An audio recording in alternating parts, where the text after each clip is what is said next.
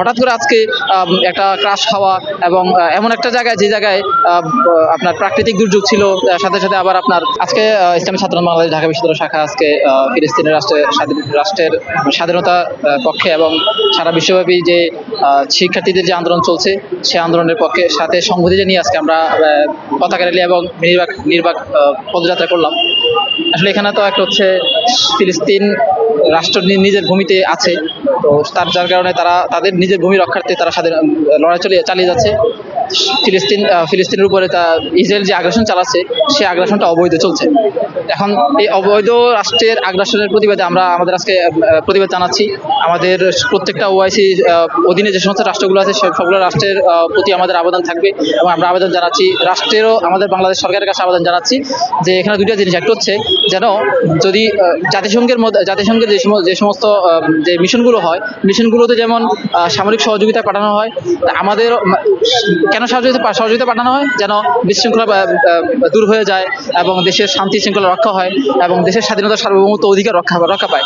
অবশ্যই এখানে ইসরায়েলের বিরুদ্ধে ফিলিস্তিনে সামরিক সহযোগিতা পাঠানোর সবচেয়ে বেশি প্রয়োজন মনে করি, যার কারণে আমরা আমাদের বাংলাদেশ সরকারের কাছে আবেদন জানাচ্ছি যে যেন তিনি সামরিক সহযোগিতা পাঠায়। দুই নম্বর বিষয় হচ্ছে মুসলিম রাষ্ট্র হিসেবে বাংলাদেশের সারা বিশ্বের বিভিন্ন অমুসলিম এবং বিভিন্ন ছোটখাটো রাষ্ট্রগুলো ফিলিস্তিনকে স্বাধীন রাষ্ট্র হিসেবে ঘোষণা দিয়ে দিচ্ছে।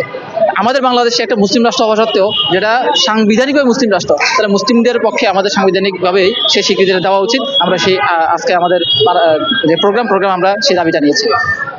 এরপর হচ্ছে ইসরায়েলের যে ইরানের আজকে বিষয়টা, ইরানের বিষয়টা আসলে আজারবাইজানের ওনার সফর এবং আজারবাইজানের প্রধানমন্ত্রীর সাথে তার যে সাক্ষাৎটা, এটা ওনাদের সফরের মধ্যে আমাদের সন্দেহ যতটুকু যে এখানে ইসরায়েলের কোনো একটা হাত ছিল। কারণ হচ্ছে হঠাৎ এই মুহূর্তে আসা এই রাস্তায় যে গমনাগমন, এর আগেও এই রাস্তা তাদের যাওয়া আসা ছিল।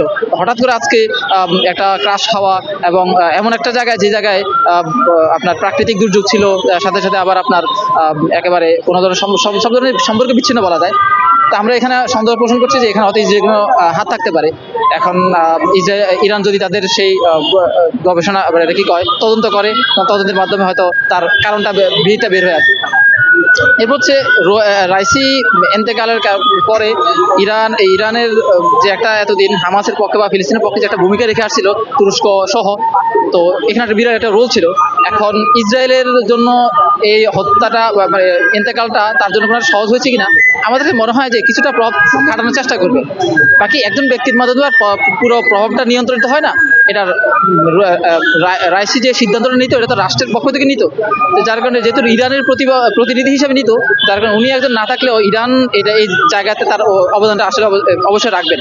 এই জায়গায় একেবারে ইরান তাদের উপর ইসরায়েলের যে প্রভাবটা একেবারে প্রভাবিত হতে দিবেন আমার মনে হয় না সেই সুযোগটা তারা দিবে। বাকি আন্তর্জাতিক পলিসি এগুলো তো অবশ্যই কিছু না কিছু মাইলপ্লাস থাকেই, তো সম্ভাবনা উড়িয়ে দেওয়া যায় না। বাকি আমরা আমাদের যেই ইরানের প্রতি যে ইরানের সামরিক অবস্থান এবং তাদের যেই অর্থনৈতিক অবস্থান, এটার কারণে আমরা বিশ্বাস রাখতে পারি যে ইরান তাদের দখল কাটিয়ে উঠবে, তেমন কোনো সমস্যা হবে না। বাকি সতর্কতা সচেতনতা অবশ্যই লাগবে।